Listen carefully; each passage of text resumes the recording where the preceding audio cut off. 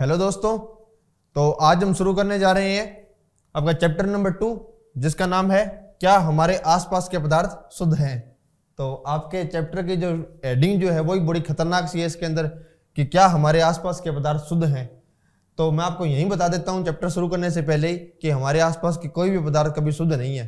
कौन सी दृष्टि से? वैज्ञानिक दृष्टि से। जैसे आपके कोई दूध के डिब्बे जो होते हैं उनके ऊपर लिखा रहता है कि शुद्ध दूध, उसी प्रकार से जैसे कोई घी के डिब्बे होते हैं उनके ऊपर लिखा रहता है शुद्ध घी। तो इसका मतलब ये नहीं है कि वो 100% शुद्ध हैं। कौन सी दृष्टि से? वैज्ञानिक दृष्टि से। मैंने ये बात क्यों बोली? इसका मतलब ये है कि शुद्ध और अशुद्ध का मतलब जैसे हम समझते हैं हमेशा कि उसमें किसी प्रकार की अशुद्ध बोलेंगे मतलब उसमें किसी प्रकार की अशुद्धि आ गई है।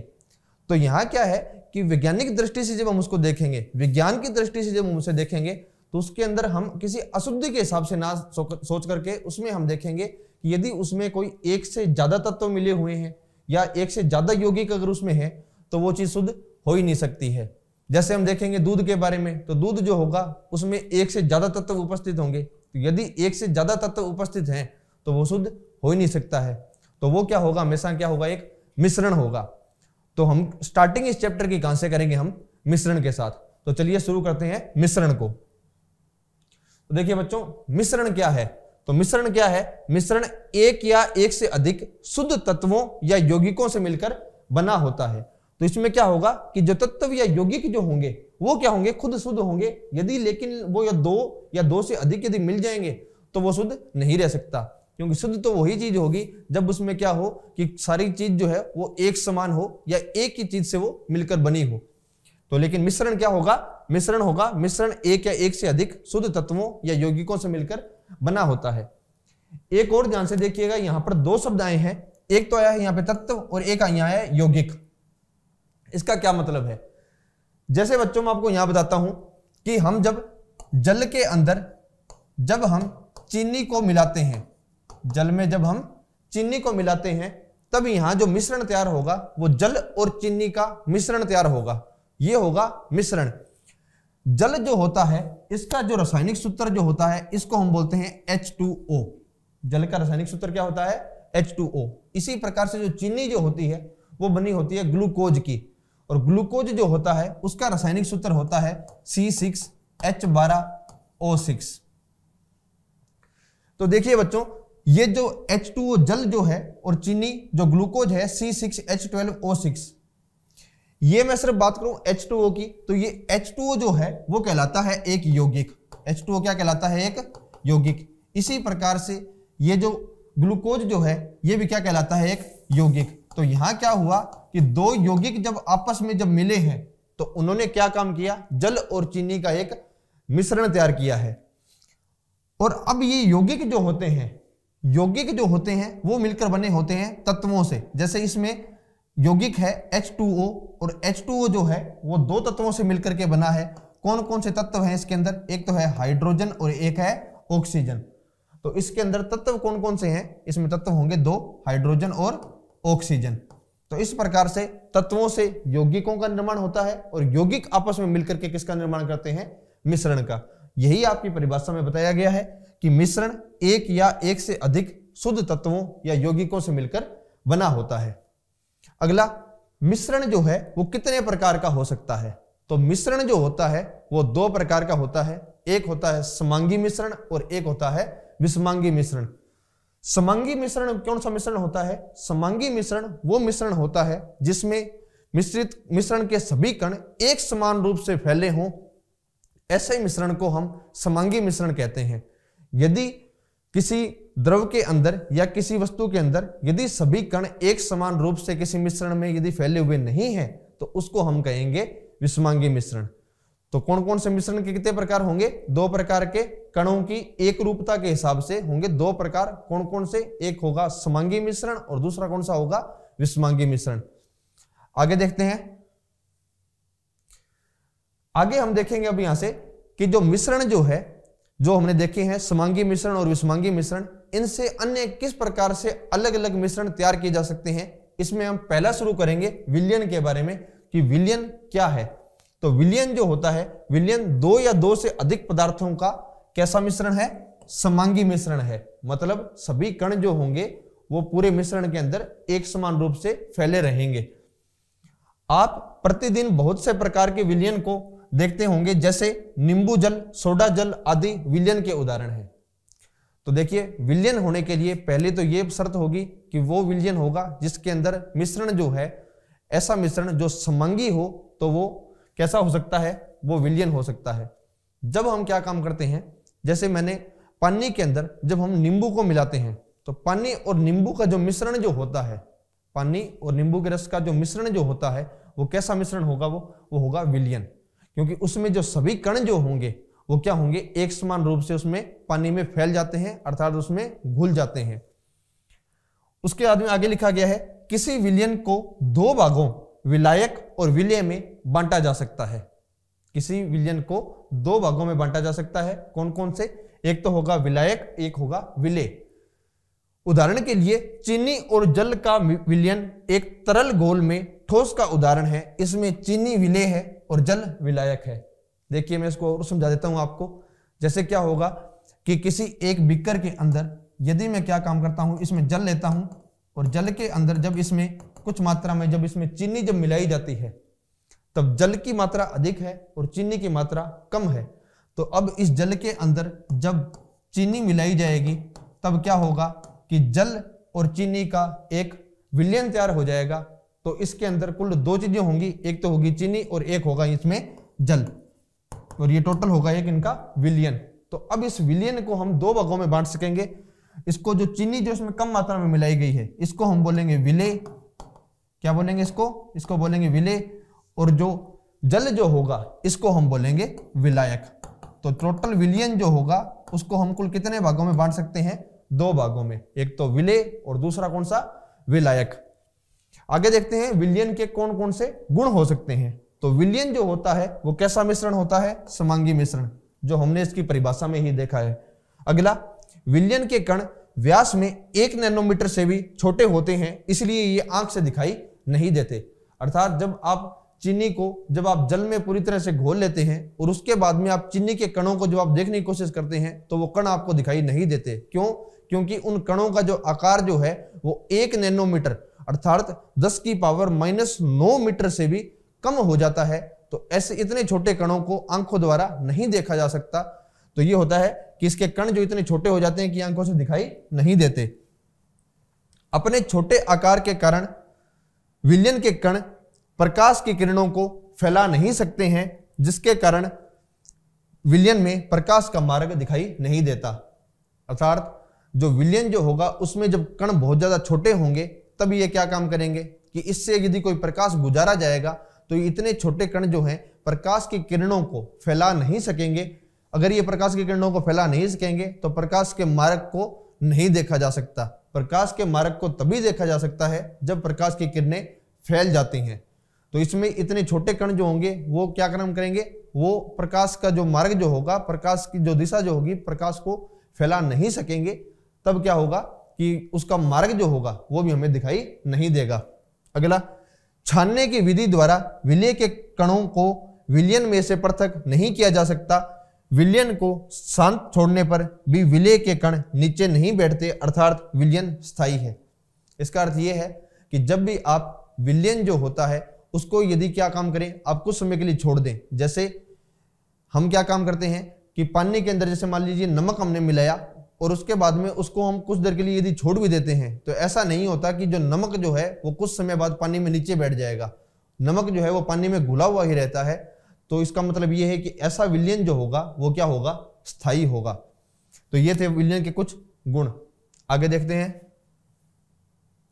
विलयन की सांद्रता। ये टर्म आता है हमेशा कि सांद्रता जो है वो क्या होती है। तो विलयन की सांद्रता क्या होती है उसके बारे में हम देखें तो विलायक की मात्रा में घुले हुए विलेय पदार्थ की मात्रा को विलयन की सांद्रता कहा जाता है। हमने दो शब्द पहले ही देखे हैं कि विलेय क्या है, विलायक क्या है। तो यहां बताया गया है कि विलायक की मात्रा में घुले हुए विलेय पदार्थ की मात्रा को विलयन की सांद्रता कहते हैं। और विलयन की सांद्रता को दर्शाने की बहुत सारी विधियां हैं, जिसमें से बताई गई है आपको। एक है कौन सी, द्रव्यमान, विलयन के द्रव्यमान प्रतिशत, द्रव्यमान विलयन के आयतन प्रतिशत और विलयन आयतन के आयतन प्रतिशत। तो ये कुछ इसकी विधियां हैं, जिसमें पहला जो बताया गया कौन सा, द्रव्यमान विलयन के द्रव्यमान प्रतिशत। तो प्रतिशत का मतलब ही क्या होता है, 100। तो इसको हम लिख सकते हैं द्रव्यमान किसका, विलेय का, विलेय का द्रव्यमान बटे विलयन का द्रव्यमान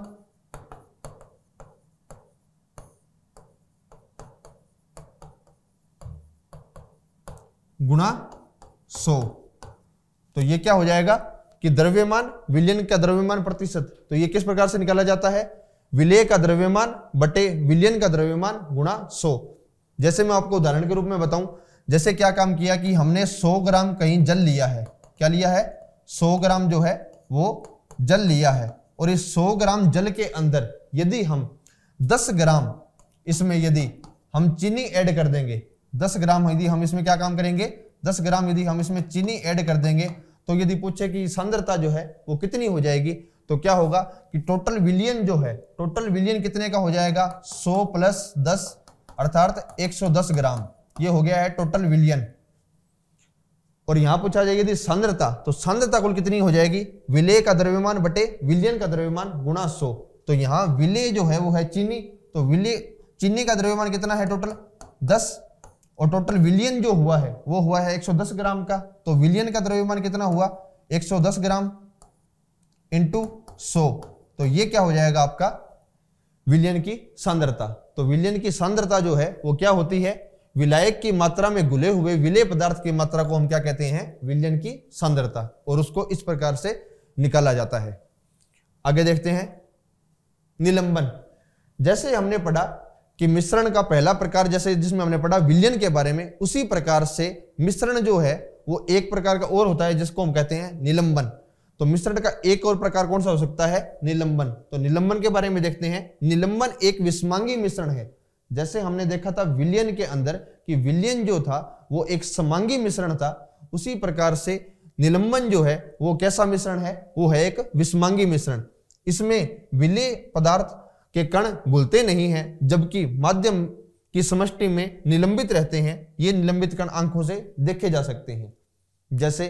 जैसे यदि पानी के अंदर यदि हम किसी रेत के कणों को जब मिलाते हैं, तो पानी के अंदर रेत के कण मिलते नहीं है, घुलते नहीं है उसके अंदर, और उसको हम स्पष्ट आंखों से देख भी सकते हैं बाद में। तो वो मिश्रण जो है वो कैसा मिश्रण है, वो है निलंबन। तो निलंबन के अंदर जो कण जो होते हैं वो क्या होते हैं, आपस में घुलते नहीं है, तो उससे जो है उनको स्पष्ट आंखों से उसको देखा भी जा सकता है।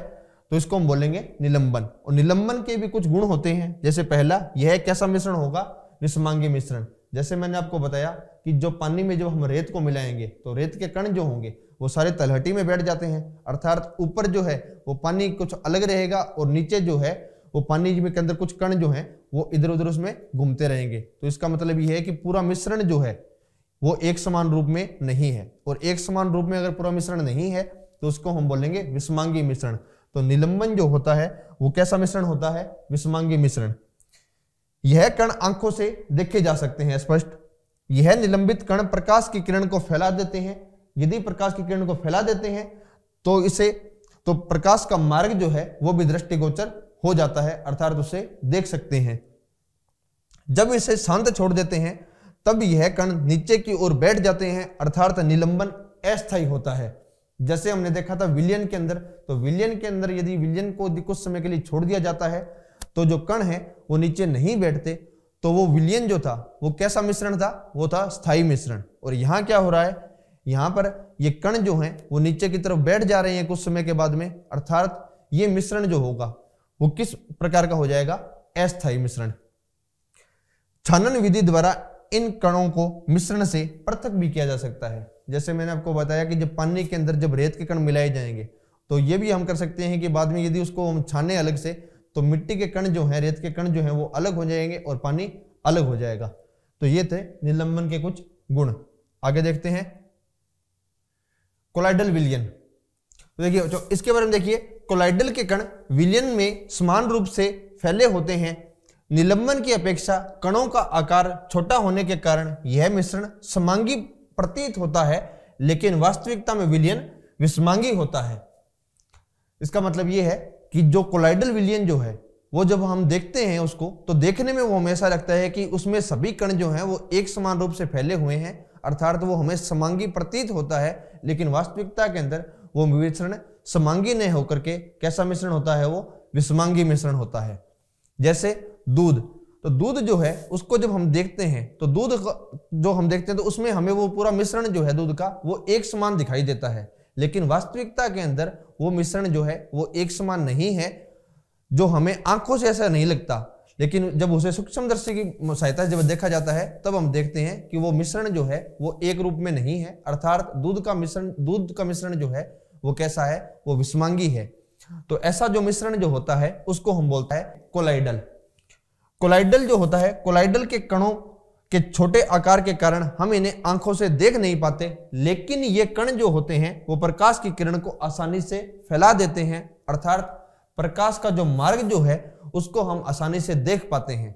मैंने आपको पहले ही बताया था कि ऐसे कोई कण होंगे या ऐसा कोई मिश्रण होगा जिसमें उपस्थित कण जो हैं वो प्रकाश के जो मार्ग जो होगा, प्रकाश को यदि वो फैला देंगे बाद में तो उस प्रकाश के मार्ग को देखा जा सकता है।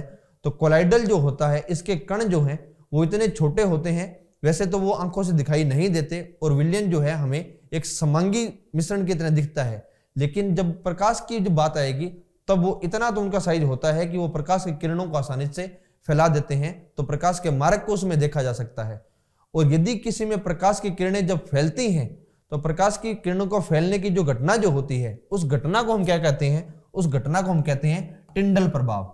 उस घटना को क्या कहते हैं हम, टिंडल प्रभाव, जिसको हम कई बार घरों में भी इसको देखते हैं कि जब दिन के समय जब सूर्य का प्रकाश किसी झरोखे के अंदर से निकल रहा होता है तब हमें ऐसे कुछ बारीक बारीक कण से दिखाई देते हैं। तो वो जो कण जो दिखाई देते हैं वो प्रकाश के फैलने के कारण, प्रकाश के मार्ग के फैलने के कारण जो है वो कण हमें दिखाई देते हैं। तो वो जो प्रभाव जो होता है वो कौन सा प्रभाव होता है, वो टिंडल प्रभाव। आगे देखिए कोलाइडल के भी कुछ गुणधर्म होते हैं, तो कोलाइडल के गुणधर्म के बारे में देखते हैं कि यह एक विषमांगी मिश्रण है। जैसा कि मैंने आपको बताया कि कोलाइडल मिश्रण जो है वो आपको देखने में समांगी लगता है, लेकिन वास्तविकता में वो कैसा मिश्रण होता है, विषमांगी मिश्रण। अगला, कोलाइडल के कणों का आकार इतना छोटा होता है कि यह पृथक रूप से आंखों से नहीं देखे जा सकते, कि कोलाइडल के कण जो होंगे वो वास्तविकता में आकार में इतने छोटे होते हैं कि उन्हें वैसे आंखों से नहीं देखा जा सकता। जैसे दूध जो है उसमें जो मिले हुए कण जो हैं वो हमें एक हिसाब से समांगी प्रतीत हो रहे थे, लेकिन वास्तविकता में वो कैसे थे, विषमांगी, क्योंकि उन्हें हम आंखों से नहीं देख पाए थे। यह कण इतने बड़े जरूर होते हैं कि प्रकाश की किरण को फैलाते हैं तथा उसके मार्ग को दृश्य बनाते हैं, जैसा कि हमने देखा टिंडल प्रभाव के अंदर। जब इनको शांत छोड़ दिया जाता है तब यह कण तल पर नहीं बैठते, अर्थात ये स्थायी होते हैं। तो ये गुण जो है ये हमने देखा था विलयन के अंदर भी, जैसे हमने देखा था कि जब उसे कुछ समय के लिए छोड़ भी दिया गया था तब उसमें क्या था कि जो कण जो हैं वो नीचे की तरफ नहीं बैठे थे। तो ऐसा कोई मिश्रण जिसको कुछ समय के लिए यदि छोड़ दिया जाए लेकिन उसमें उपस्थित कण जो हैं वो यदि नीचे की तरफ नहीं बैठते हैं तो ऐसा मिश्रण जो होता है वो कैसा मिश्रण कहलाता है, वो स्थायी मिश्रण। और कोलाइडल जो होता है वो भी एक कैसा मिश्रण होता है, स्थायी मिश्रण, क्योंकि उसमें कण जो हैं यदि कुछ समय के लिए छोड़ भी दिया जाए उस मिश्रण को तो कण जो होंगे वो नीचे की तरफ नहीं बैठते हैं। यह छानन विधि द्वारा पृथक नहीं किए जा सकते, किंतु एक विशिष्ट विधि अपकेंद्रीकरण तकनीक द्वारा पृथक किया जा सकता है। इसका अर्थ यह है कि जैसे दूध जो है तो दूध एक कोलाइडल मिश्रण है, तो दूध को वैसे यदि छाने अगर हम तो दूध के अंदर ऐसा नहीं हो सकता कि उसके कणों को हम अलग अलग कर लें छानने के द्वारा, लेकिन एक विधि होती है जिसका नाम होता है अपकेंद्रीकरण। अपकेंद्रीकरण वही विधि है यदि दूध के अंदर यदि किसी चीज को यदि घुमाया जाता है बहुत तेजी से तो दूध के कण जो हैं वो अलग अलग हो जाते हैं। जैसा कि हम देखते भी हैं कि जब हम क्या काम करते हैं कि दूध के अंदर यदि जैसे दूध से जब मक्खन जब तैयार किया जाता है तो अपकेंद्रीकरण विधि का ही प्रयोग किया जाता है। तो उसके अंदर क्या होता है कि यदि कोई चक्कर उसके अंदर तेजी से घूमता है, अर्थात अपकेंद्रीकरण जब बल जब लगता है तो दूध से जो मक्खन अलग होने की प्रक्रिया जो होती है वो क्या होती है, अपकेंद्रीकरण। तो यही होता है कोलाइडल कि उसमें जो उपस्थित कण जो थे कि वो हमें लग नहीं रहे थे कि वो अलग हो सकते हैं क्या, या उसमें कण जो हैं वो एक रूप में फैले हुए लगते हैं हमें, लेकिन वास्तविकता में वो कैसे थे, अलग अलग कण थे वो। तो ये था कोलाइडल के बारे में। आगे देखते हैं मिश्रण जो घटक जो होते हैं उनको किस प्रकार से पृथक पृथक किया जा सकता है। मिश्रण के जो घटक जो होते हैं इनको हम अलग अलग भी कर सकते हैं। किस प्रकार से, जैसे पहला बताया गया है कि रंग वाले घटक को नीले अथवा काले रंग की स्याही से कैसे पृथक कर सकते हैं। तो देखिए, ये एक जार था, जिस जार के अंदर क्या था कि जल भी था और उसके अंदर कुछ स्याही भी थी। अब हम क्या काम करते हैं, इस जार को जब हम गर्म करना शुरू करते हैं, अर्थात इसको जब हम वाष्प देना शुरू करते हैं, तो इससे क्या होता है, इसको जब हम गर्म करना शुरू करते हैं तो गर्म करने से क्या होगा कि इसमें उपस्थित जल जो है इसका वाष्पीकरण होना शुरू हो जाता है और इसमें उपस्थित जो स्याही जो होती है वो क्या होती है, एक जगह ऊपर यदि हम इसको ढक के रखें अगर थोड़ा, तो स्याही जो है वो एक जगह इकट्ठा होना शुरू हो जाती है। तो इससे क्या होता है कि वाष्पीकरण की विधि द्वारा हमने स्याही और जल को हम अलग अलग कर सकते हैं। तो मिश्रण को पृथक करने की एक विधि कौन सी हो सकती है, वाष्पीकरण। लेकिन वाष्पीकरण तभी काम में आएगा जब क्या होगा कि उनको जब हम चेंज कर रहे हैं मिश्रण एक दूसरे की अवस्था से, तो दोनों के जो वाष्पीकरण जो हो तो उसकी दर जो है दोनों की वो अलग अलग होनी चाहिए, तभी वाष्पीकरण संभव हो पाएगा। अगला है, दो घुलनशील द्रवों के मिश्रण को कैसे पृथक करते हैं। दो अघुलनशील द्रवों के मिश्रण को कैसे पृथक करते हैं। ये घुलनशील नहीं है, यहां पर ये है यहां पर अघुलनशील।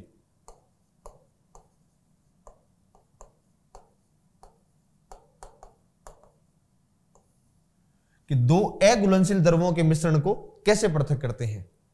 जैसा कि यहां डायग्राम में बताया गया है कि जब हम मिट्टी का तेल और जल इन दोनों को जब आपस में मिलाने की कोशिश करते हैं तो मिट्टी का तेल और जल जो है वो आपस में नहीं मिलते हैं। तो हम क्या काम करेंगे कि मिट्टी का तेल और जल यदि इन दोनों को एक साथ यदि कहीं वापस अगर ये मिल गए हैं कहीं पर, तो क्या होगा कि कुछ समय के लिए जब इनको रख देंगे तो कुछ समय बाद मिट्टी के तेल की जो परत जो होगी वो ऊपर की तरफ आ जाएगी और जल का जो होगा वो नीचे की तरफ आ जाएगा। तो इससे बाद में हम क्या काम करेंगे, जब ये स्टॉप कॉर्क जो होता है इसको जब हम खोलते हैं तो जल जो है वो नीचे की तरफ वापस आ जाएगा और जब क्या हो, जैसे इसमें तेल आना जब वापस शुरू हो तो इसको हम कॉर्क को वापस बंद कर देते हैं। तब इसमें क्या होगा कि मिट्टी का तेल जो है वो ऊपर की तरफ रह जाएगा और जल जो है वो नीचे आ जाता है। तो इस प्रकार से हम पृथक कर सकते हैं दो अघुलनशील द्रवों को। आगे देखते हैं, नमक तथा कपूर के मिश्रण को कैसे पृथक कर सकते हैं। तो नमक तथा कपूर के मिश्रण को पृथक करने की विधि होती है उदरपातन। उदरपातन के बारे में हम पढ़ चुके हैं पहले वाले चैप्टर के अंदर कि उदरपातन क्या होता है। उदरपातन होता है जब कोई पदार्थ ठोस अवस्था से सीधा गैसीय अवस्था में चला जाता है तो उसको हम क्या बोलते हैं, उदरपातन। तो उदरपातन विधि द्वारा ही नमक और कपूर को पृथक पृथक किया जा सकता है। तो उदरपातन विधि द्वारा हम किसी पदार्थों को मिश्रण को तभी पृथक कर पाएंगे जब उसमें क्या हो, कोई एक पदार्थ ऐसा हो जिसका उदरपातन हो सकता हो, अर्थात तो वो सीधा ठोस से गैस में जा सकता हो। क्या काली स्याही में डाई एक ही रंग है। इसका मतलब यह है कि कोई जब काली स्याही जो होती है तो उसमें आपको लगता है कि उसमें सिर्फ एक ही रंग है, लेकिन वास्तविकता में उसमें एक रंग ना होकर के उसमें बहुत से रंग होते हैं। तो किसी रंग में से रंगों को अलग करने की जो प्रक्रिया जो होती है उसे हम बोलते हैं क्रोमेटोग्राफी। क्या कहते हैं उसे हम, क्रोमेटोग्राफी।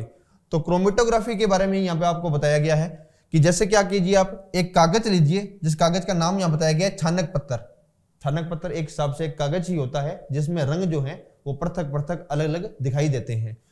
तो क्या होता है कि जब छानक पत्थर जो है उसके ऊपर यदि कोई स्याही की एक निशान लगा दिया जाता है और उसे यदि जल में डुबोकर रखा जाता है कुछ समय के लिए, तो बाद में क्या होता है, जल जैसे ही ऊपर उठना शुरू होता है इसमें, तब क्या काम करेगा, ये स्याही का जो निशान जो है इसमें से रंगों को अलग करता चला जाता है। तो इस प्रकार से एक रंग में से रंगों को पृथक करने की जो विधि जो होती है उसको हम बोलते हैं क्रोमेटोग्राफी। तो यह भी मिश्रण पृथक्करण की एक विधि है, क्रोमेटोग्राफी।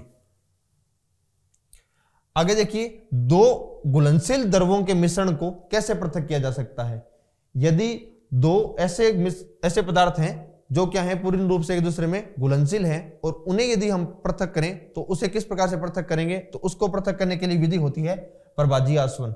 जैसा कि आपको चित्र में बताया गया है कि हमने क्या काम किया, जल और एसीटोन का हमने एक मिश्रण लिया। जल और एसीटोन जो है वो एक दूसरे में पूर्ण रूप से घुलनशील हैं। जब इनको हम गर्म करते हैं तो क्या होगा कि एसीटोन जो है उसका वाष्पीकरण होना शुरू हो जाता है।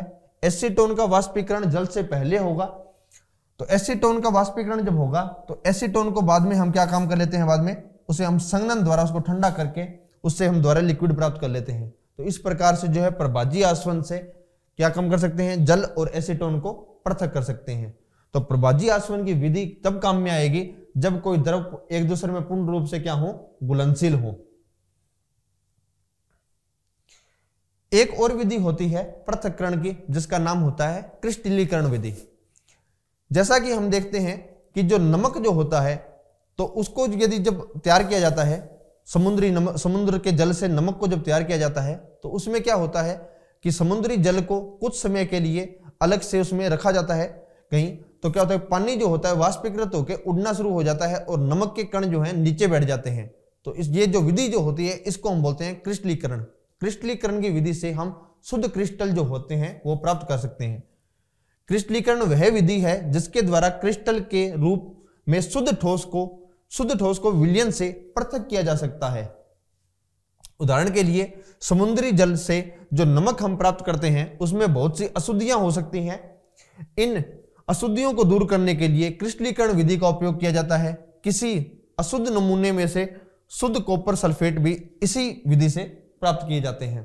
तो यह था क्रिस्टलीकरण के बारे में। आगे है तत्व।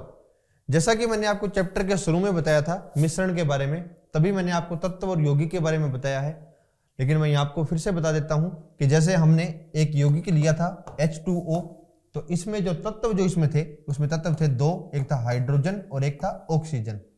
इन तत्वों के बारे में कैसे बताया गया, तो यहां बताया गया है कि रॉबर्ट बोयल सब पहले वैज्ञानिक थे जिन्होंने 1661 में सर्वप्रथम तत्व शब्द का प्रयोग किया था।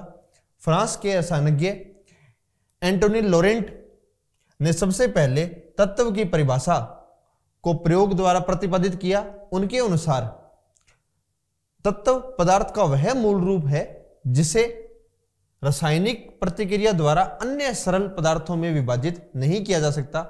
तत्वों को साधारणतया धातु, अधातु तथा उपधातु में वर्गीकृत किया जाता है। इसका मतलब यह है कि जो तत्व जो होगा वो क्या होगा कि सबसे वो सरल ऐसा पदार्थ है जिसमें क्या है कि इसको और आगे विभाजित नहीं किया जा सकता। जैसे H2O एक यौगिक था, इस यौगिक में दो तत्व थे, कौन कौन से, हाइड्रोजन और ऑक्सीजन। हाइड्रोजन और ऑक्सीजन को हमने तत्व क्यों कहा, क्योंकि अब रासायनिक रूप से इन दोनों को आगे और पृथक नहीं किया जा सकता। जिस प्रकार से हमने यौगिक को पृथक करके हमने क्या बनाया, इससे तत्व बनाए, अब आगे तत्व को और अधिक आगे नहीं बांटा जा सकता। अर्थात ये क्या होंगे, ये होंगे इसके मूल रूप होंगे। इसके धातु तत्व जो है वो धातु भी हो सकता है, वो अधातु भी हो सकता है और वो उपधातु भी हो सकता है। वैसे तो हम आवर्त सारणी के बारे में जो हम पढ़ेंगे तो आवर्त सारणी में हम देखेंगे जो तत्व जो हैं उन्हें हम वहां तीन भागों में ही बांटेंगे। एक तो कुछ तत्व होंगे जो धातु होंगे, कुछ तत्व होंगे वो अधातु होंगे और कुछ तत्व जो हैं वो होंगे उपधातु। लेकिन यहां हम कुछ पहले गुण देखेंगे कि धातु जो होते हैं जो तत्व उनके कौन कौन से गुण हो सकते हैं। तो धातुओं के प्राय गुण निम्न होते हैं। पहला है जैसे ये चमकीली होती हैं, धातुएं क्या होती हैं, चमकीली होती हैं। ये चांदी की जैसी सफेद या सोने की तरह पीले रंग की हो सकती हैं। इसके अलावा ये ताप तथा विद्युत की क्या होती हैं, सुचालक होती हैं। आगे ये आघातवर्धनीय होती हैं, इनको पीटकर महीन चादरों में डाला जा सकता है। आघातवर्धनीय वो धातुएं होती, आघातवर्णीय वो वस्तु होती है जिसको हम यदि क्या काम करें, यदि उसको ऊपर हम किसी हथौड़े से या किसी से उसके ऊपर यदि हम बल लगाते हैं तब क्या होता है, यदि वो वस्तु फैल जाती है तो उसको हम बोल लेंगे आघातवर्धनीय। और धातुएं जो होती हैं वो आघातवर्धनीय ही होती हैं, ये प्रतिध्वनिपूर्ण होती हैं। तो ये होते हैं कुछ धातुओं के गुण। आगे देखते हैं यौगिक के बारे में। यौगिक जो है, यौगिक वह पदार्थ है जो दो या दो से अधिक तत्वों के एक नियत अनुपात में रासायनिक तौर पर संयोजन से बनता है। आपको जैसे मैं बताऊं, जैसे मैंने आपको पहले बताया कि H2O जो है इसको हमने एक यौगिक बोला है। इसमें इस परिभाषा के जितने भी गुण होंगे वो सारे आपको इसमें देखने को मिलेंगे। जैसे पहला लिखा गया तत्वों के नियत अनुपात, जैसे इसमें दो तत्व हैं, एक हाइड्रोजन और ऑक्सीजन, इनका अनुपात क्या होगा, नियत अनुपात। जैसे इसमें हम देख भी सकते हैं कि हाइड्रोजन जो है वो कुल कितने हैं, 2 और ऑक्सीजन कितना है, 1। तो अनुपात जो है वो हमेशा एक फिक्स रहेगा, नियत रहेगा, और वो किस रूप से जुड़े रहेंगे, वो रासायनिक तौर पर जुड़े रहेंगे या संयोजन में रहेंगे। तो यौगिक जो होता है वो दो या दो से अधिक तत्वों से मिलकर बनता है, और उसके अंदर ये जो तत्व जो होते हैं वो नियत अनुपात में रासायनिक रूप से जुड़े रहते हैं। आगे देखते हैं मिश्रण और यौगिक में क्या क्या अंतर हो सकते हैं। मिश्रण और यौगिक में क्या क्या अंतर हो सकते हैं। पहला है, तत्व या यौगिक केवल मिश्रण बनाने के लिए मिलते हैं किंतु किसी नए यौगिक का निर्माण नहीं करते। अगला, यौगिक में क्या होगा, यौगिक में तत्व क्रिया करके नए यौगिक का निर्माण करते हैं। दूसरा अंतर क्या होता है कि मिश्रण का संगठन परिवर्तनीय होता है, जबकि जो यौगिक जो होता है, यौगिक का संगठन सदैव क्या होता है, स्थायी होता है।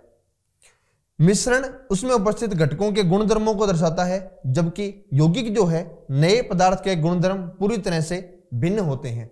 जैसा कि इसमें बताया गया है, जैसे इसमें H2O के अंदर, तो यौगिक है H2O, और H2O बनने से पहले हाइड्रोजन और ऑक्सीजन के अलग गुण होंगे, लेकिन जैसे ही इन्होंने मिलकर के एक यौगिक बना दिया तब इनके गुण जो हैं वो एक दूसरे की उससे हाइड्रोजन और ऑक्सीजन से बिल्कुल एक रूप से भिन्न हो जाते हैं। तो इसका मतलब ये होता है कि नए पदार्थ के गुणधर्म पूरी तरह से क्या हो जाते हैं, भिन्न हो जाते हैं, किसमें, यौगिक के अंदर। अगला अंतर है कि घटकों को भौतिक विधियों द्वारा सुगमता से पृथक किया जा सकता है, जबकि यौगिक के अंदर ये जो घटक जो होते हैं इनको रासायनिक या वैद्युत रासायनिक प्रतिक्रिया द्वारा ही पृथक किया जा सकता है, मतलब इसे भौतिक विधियों द्वारा पृथक नहीं किया जा सकता। तो ये थे मिश्रण और यौगिक के बीच के अंतर। तो ये था बच्चा आपका चैप्टर नंबर 2, जिसमें हमने क्या पढ़ा, जिसमें हमने मिश्रण के बारे में, यौगिक के बारे में, तत्वों के बारे में हमने इसमें देखा। और मिश्रण जो है वो किस किस रूपों में हो सकता है, जैसे विलयन है, निलंबन है, कोलाइडल है, इन सभी के बारे में हमने पढ़ा है। तो चलिए बच्चों, मिलते हैं हम नेक्स्ट क्लास में। Thank you.